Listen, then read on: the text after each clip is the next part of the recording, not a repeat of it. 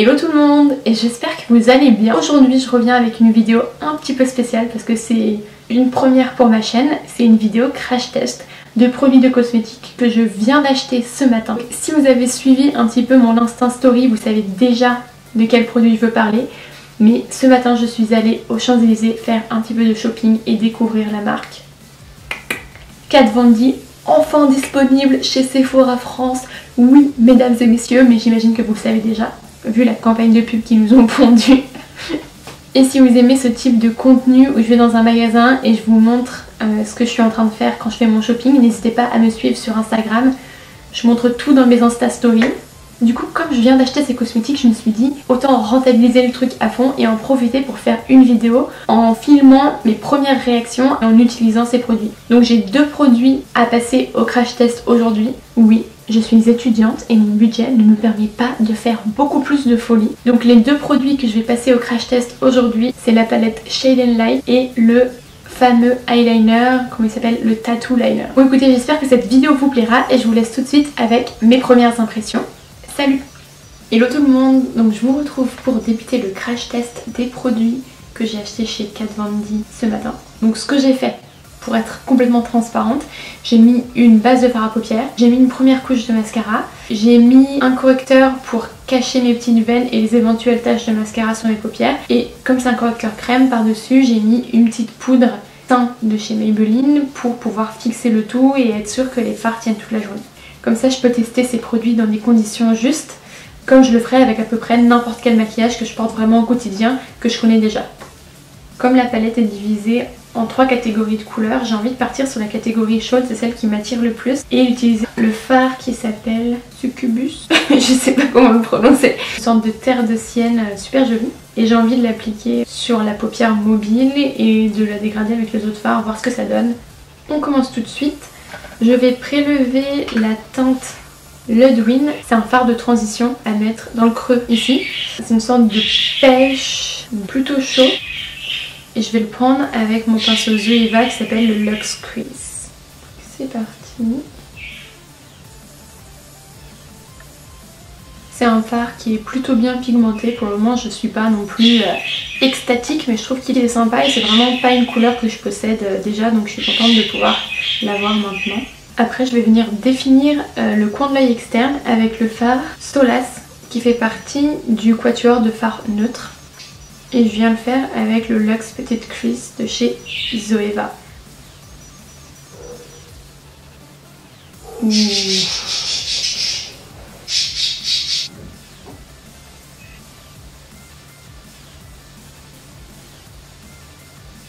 Donc là j'estompe juste les deux fards ensemble avec un pinceau de chez NYX. C'est un pinceau qui n'a pas de nom mais qui répond à la référence 12. C'est très poétique.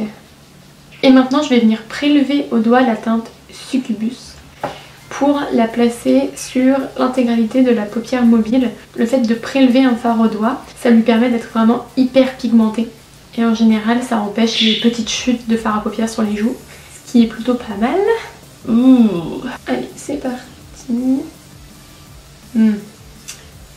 C'est officiellement trop beau.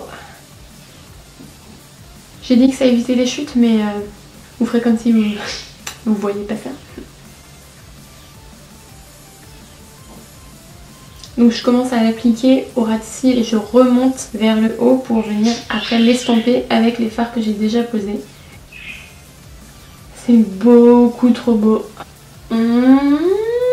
Dans le retour caméra, je trouve que ça fait ressortir les yeux bleus mais d'une façon. Je pense que je peux encore le remonter vers les premiers fards. Je vais reprendre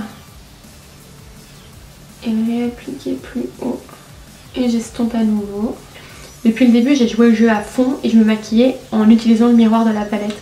Par contre, là ça fait peut-être 10 minutes que je l'utilise et j'ai déjà une crampe à la main. Donc c'est pas gravissime, mais je pense que c'est assez important pour être remarqué. Par contre, effectivement, je crois que c'est uniquement quand j'ai prélevé mon fard au doigt. Mais là, je constate des petites chutes des fards sur mes joues. Rien de catastrophique, mais sachez juste que c'est des fards qui sont mat et assez poudreux et qui peuvent potentiellement faire des chutes. Et moi, c'est pour ça que je choisis toujours de me maquiller les yeux en premier pour pouvoir effacer les petites chutes et après je passe au teint. Donc j'ai effacé mes petites chutes et là, on va pouvoir passer à l'eyeliner. C'est parti, je fais le liner maintenant et après j'appliquerai mon anti-cerne et je ferai mon ras de cils inférieur avec les fards à paupières plus tard. Ça me stresse un peu. Alors dès le début, je peux dire que c'est la première fois que j'utilise un eyeliner qui soit aussi doux sur mes paupières. Tout simplement parce qu'au lieu d'avoir une pointe feutre, c'est une pointe en poil de pinceau. Et donc du coup, il est d'une délicatesse sur la paupière. C'est incroyable. Le pire, c'est que les autres eyeliners m'avaient pas l'air super brutaux. Mais en comparaison avec celui de Kat Von D, là je réalise. Je réalise ce que c'est que la vraie douceur. Je comprends maintenant. Bon, clairement, il est d'une précision incroyable. C'est facilement un des eyeliners les plus faciles à utiliser que j'ai pu tester.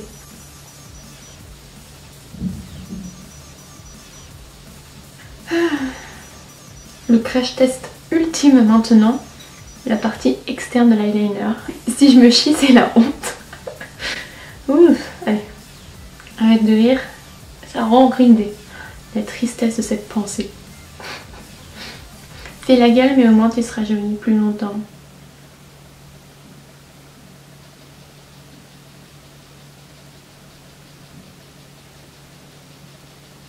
Ah, je suis en train de me chier. Bon, calmons-nous. Je vais peut-être le faire hors caméra. Wouh!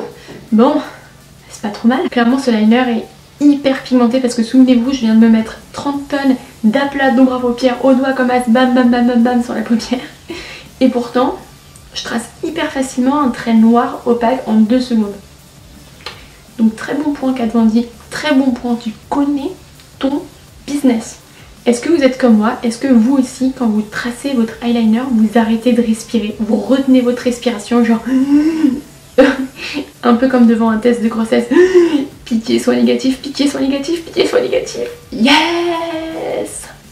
Je viens de comprendre pourquoi depuis tout à l'heure j'ai un tout petit peu de mal à tracer ma wing, la partie externe de mon eyeliner avec ce feutre. C'est qu'en fait depuis que j'ai commencé à l'utiliser, ces poils se sont très légèrement écartés. Et finalement, je me retrouve à vouloir tracer mon coin externe là et sur 1 mm à tracer dans le vide. Donc c'est un peu, comment dire, un peu étonnant. L'eyeliner n'a pas un fini mat comme ce à quoi moi je suis plus habituée. En fait c'est un fini qui reste légèrement glossy, un petit peu effet vinyle. Mon avis final sur ce produit c'est que je suis hyper satisfaite. Il est vraiment cool, il est d'une douceur incroyable, il est hyper opaque. Je vais vite appliquer de l'ombre à paupières en dessous de mes yeux parce que là j'ai l'air un peu fausse. On dirait un peu une poupée Barbie qui n'existe pas, ça fait super artificiel, c'est chelou. Bref, on n'aime pas du tout. Pour mon ras de cils inférieur, j'adore utiliser le pinceau Crease Brush de chez ELF dans la gamme Studio parce qu'il est assez précis mais il diffuse bien les ombres à paupières et du coup je vais reprendre la teinte Subucus, la teinte rouge. Ouh, putain, elle est hyper pigmentée. Avant je l'avais prélevé au doigt, c'est la première fois que je l'utilise au pinceau. Oh mon dieu. Oh là là là là.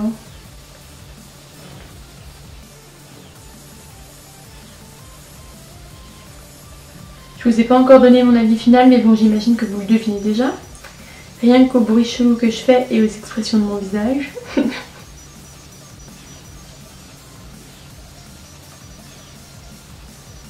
Ok, why not, tu sais.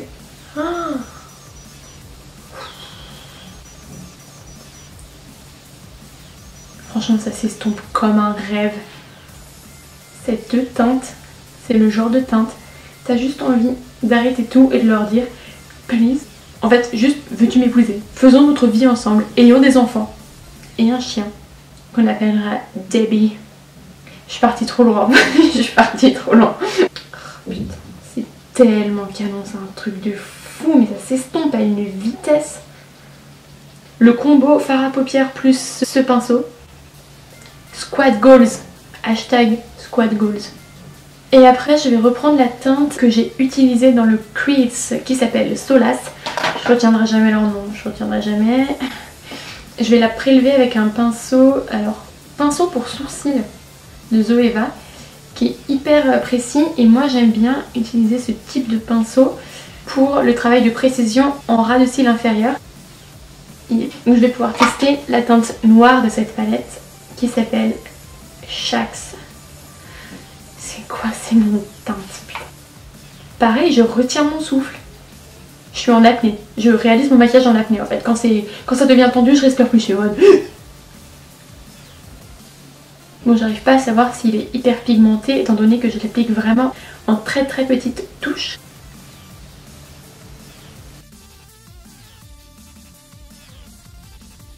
Pour moi, même si c'est des produits qui sont assez onéreux, ils valent absolument chaque centime qu'on puisse leur dédier. Donc concernant la palette de fard à paupières Shine Light, gardez en tête que pour le moment je n'ai pu tester que 4 teintes. Je vous donne vraiment mes premières impressions. Donc les fards sont hyper pigmentés. En plus c'est des fards qui vont s'estomper mais hyper facilement les uns les autres. Et ça permet vraiment de faire des maquillages canons en 2 secondes. Au niveau du choix des teintes, qui sont à la fois plutôt originales, dans le sens où c'est pas tous les jours qu'on retrouve une palette qui propose exclusivement des fards neutres et mat. Donc en soi le concept de la palette est assez original, mais c'est quand même des fards qu'on pourrait appliquer aussi bien au quotidien pour un maquillage super léger comme je viens de faire actuellement. Ironie. Donc c'est des fards qu'on peut appliquer au quotidien pour un maquillage très léger, ou bien c'est des fards qui peuvent très bien se prêter aussi au maquillage les plus extravagants, un petit peu foufou avec les teintes briques que j'ai pu appliquer sur mes paupières aujourd'hui. Les 2 inconvénients principaux de cette palette, ça va être son prix et peut-être un petit manque de versatilité des fards. Quand je dis trop homogène, je veux parler du fait que c'est une palette qui ne va pas satisfaire tout le monde étant donné qu'elle ne propose que des fards mat. Donc voilà pour la palette Shade and Light. Pour le tattoo liner, moi qui utilise souvent les eyeliners, c'est vraiment un produit différent de ceux dont j'ai l'habitude et ça chamboule un peu mon quotidien et je suis plutôt contente de cette découverte. Franchement ça m'étonne et ça me... J'allais dire ça m'excite, mais c'est pas vraiment le terme exact. Ça m'étonne et ça pique ma curiosité et j'ai envie d'apprendre à l'utiliser encore plus. Ce que j'ai adoré dans cet eyeliner, c'est la douceur de ses poils. C'est-à-dire qu'ils sont extrêmement souples, ce qui fait qu'à l'application, c'est comme une sorte de caresse. Je suis en train de faire de la poésie. Un autre point que j'ai adoré dans cet eyeliner, c'est sa précision et le fait qu'il est complètement modulable. On peut l'utiliser quand on a envie d'être hyper précis et on peut aussi l'utiliser pour tracer un trait plus épais. Donc c'est typiquement un produit qui pourrait concurrencer à tel point mes autres eyeliners que potentiellement je n'utiliserai que celui-là dans les semaines à venir. À voir, mais c'est complètement possible. Et autre très bon point, c'est sa pigmentation. C'est un produit qui est hyper pigmenté, qui glisse super facilement même quand on a appliqué plein de fard à paupières comme je ne viens pas de faire. Ça veut dire qu'il est en toutes conditions capable de te tracer un trait d'eyeliner. Le gars il est chaud bouillant, tu l'appelles, il répond. Au niveau des points négatifs, je l'ai déjà mentionné pour les points négatifs de la Shade and Light, mais pour moi, Kat Von D fait des produits qui sont assez onéreux, 20 € pour un eyeliner qu'on devra potentiellement remplacer tous les... je sais pas encore, mais je verrai potentiellement tous les mois, tous les 2 mois, j'espère pas, voire tous les 6 mois. Bon, ça peut revenir cher, surtout quand on applique de l'eyeliner au quotidien. Ça c'est encore à prendre en compte, c'est clair qu'il est pas donné, mais comme derrière la qualité est au rendez-vous, voilà, faites vos choix. Bon écoutez, voici pour mon crash test. J'espère que cette vidéo vous aura plu. N'hésitez pas à me dire en commentaire si vous aussi vous avez craqué pour des produits Kat Von D, pour ceux-là ou pour d'autres, et ce que vous en avez pensé. Et encore une fois, si cette vidéo vous a plu, n'hésitez pas à mettre un petit pouce en l'air et à vous abonner, ça me ferait super plaisir.